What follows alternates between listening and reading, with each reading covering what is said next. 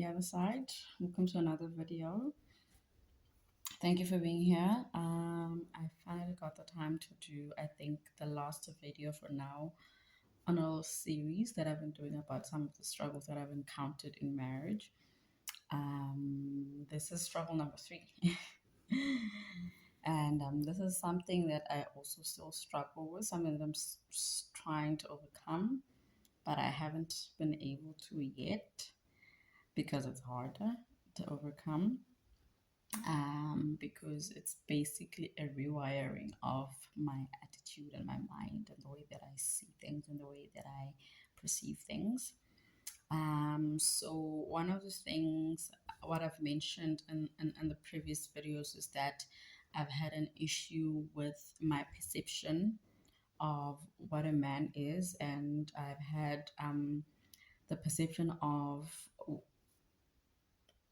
let me say that when I was a kid growing up, I used to tell myself that I will never allow myself to be in a position where a man is telling me what to do, a man is over me, a man is my boss, a man is in control of me, all of that, because of the environment that I grew up in. The male energy in my upbringing made me not like the authority of a man. It made me detest the authority of a man. So when I got married, that mentality and that perspective came into full display. I didn't know that it was that deep and it was that strong until I was in marriage and I had the responsibility of being a wife.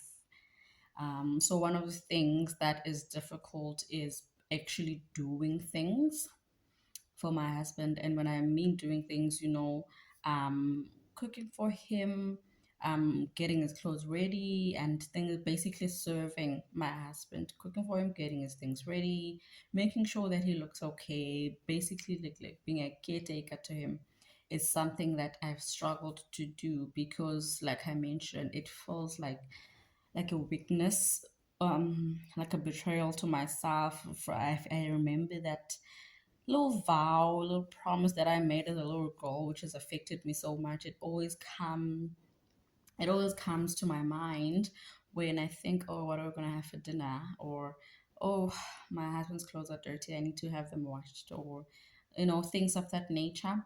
They always trigger me to remember, and there's always a voice that says, remember not to be, that girl. And the reason that it's like that for me is because when I was growing up, I saw all of this kind of treatment towards my dad. We cooked for him. His laundry was always on point. We ironed his clothes for him. He was basically leaving so nice. Everything was done for him. He'd wake up, have his breakfast, get dressed, go to work, and come back, have a meal. Everything was ready for him. Always panicked if it's almost time for him to come back from work and there's no food cooked already or there's nothing to eat available. We always had to crack our heads. English, yeah, especially when you have to talk in these videos, it just becomes a problem to speak English. But we always had to make sure that there was food for him and that his clothes in order, and that if he's looking for a certain kind of shirt, he has to find it. If it's dirty, sometimes he's upset, or if it's not ironed, and all of those things. And in my head, I don't think it would have been a problem. But because of how the relationship with my parents was, it was not a happy marriage. And it almost felt like my mom was pushed in a corner. And the fact that she's the wife, regardless of how she's treated by this man, she has to make sure that these things are done for him. And I never really saw anything done for her in return that was beneficial. The only thing was that she's the wife, she does these things, and he gets to live his life however he wants. And that warped me as a young girl so much that I was like, me. And I looked at the situation at almost like, me, I will never be like my mother in this way. No man, no man. It's the thing I used to say in my head, no man will ever.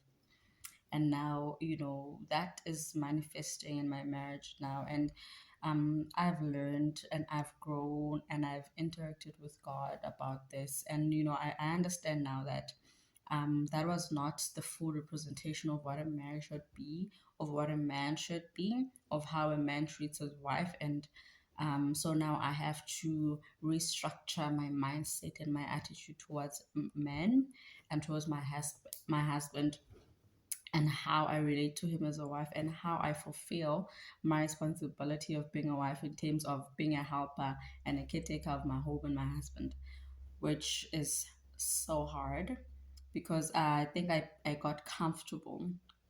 Also, because early in our marriage, when this mentality of mine was very strong. My husband rose up to the occasion. He was the one cooking most of the time.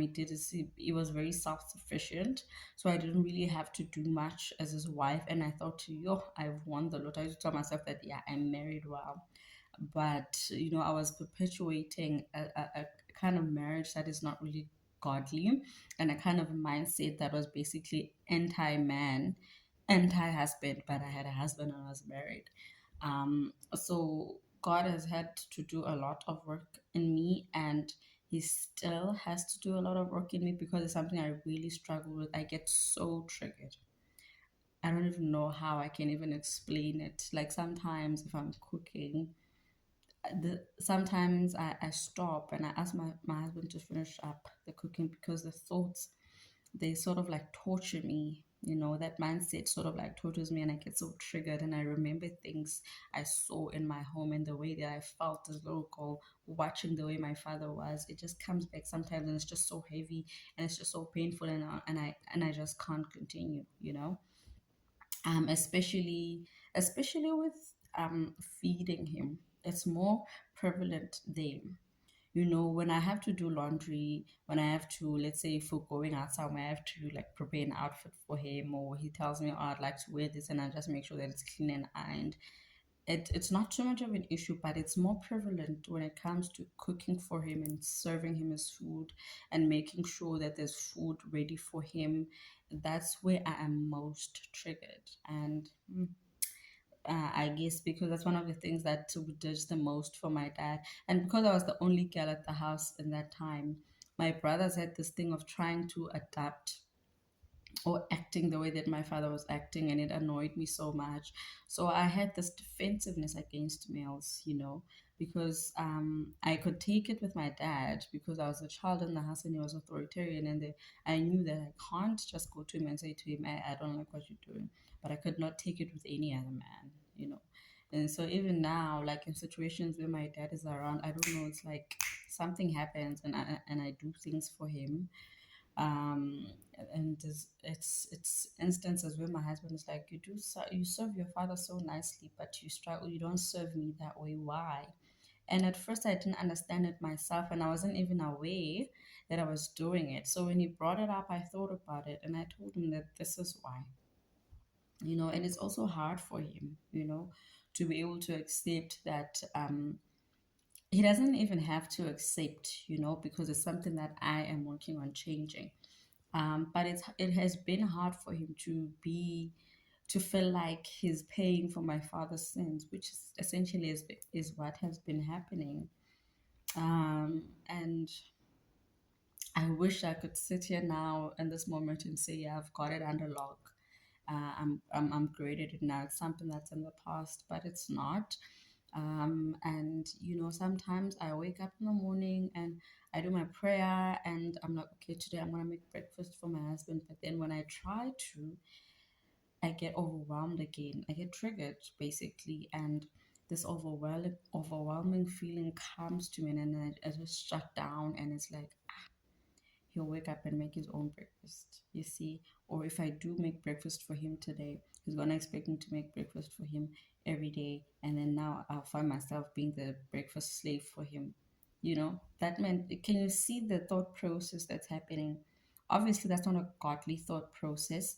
Obviously, it's something that has been embedded in my brain because of my experience and my upbringing, but it's not really something that is of God.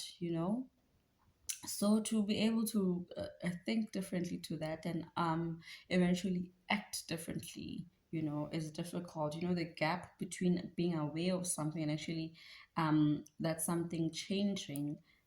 For me, no, being aware that, oh, I behave towards my husband like this because of 1 2 3, and actually changing that behavior. It's quite a very uncomfortable and hard process because it challenges things that you have believed things that you have digested, things that have formed your mental attitude to about things, your perspective about things, So that's the hard part. And every time it's like breaking a cycle, and it's that those things are always very hard. And because now it is something that in a sense sort of makes like the devil sort of happy, because now it's like this is a stint in our marriage, this is something in our marriage that could cause so much havoc, right? So it's difficult in that sense because I'm challenged in that way. And obviously I can imagine that there's some spiritual effect on it, there's some spiritual thing on it that I have to deal with as well. The responsibility is on me now that I'm aware and I have an understanding of how I came to be this way. I also have the responsibility of changing, you know, with God helping me, the Holy Spirit helping me, it will happen. But I'm just voicing out how difficult it is when like when I remember sometimes it's so hard. It hurts. It hurts.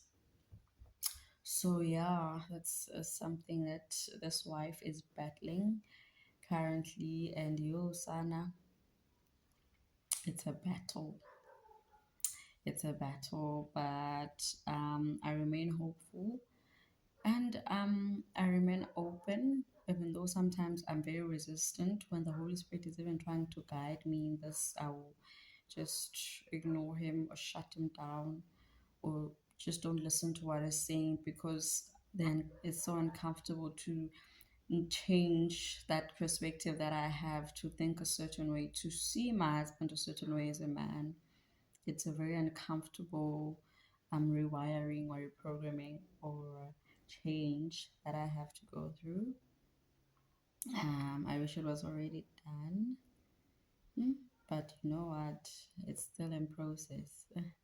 And it's hard. I don't know how many times I've said that it's hard, but it is hard. And even I would feel okay in an instant, like after praying, but then the moment I stand up and I go to the kitchen, I will just get these thoughts. I would feel like I'm going to like I'm hyperventilating, almost like a panic attack. Can you imagine?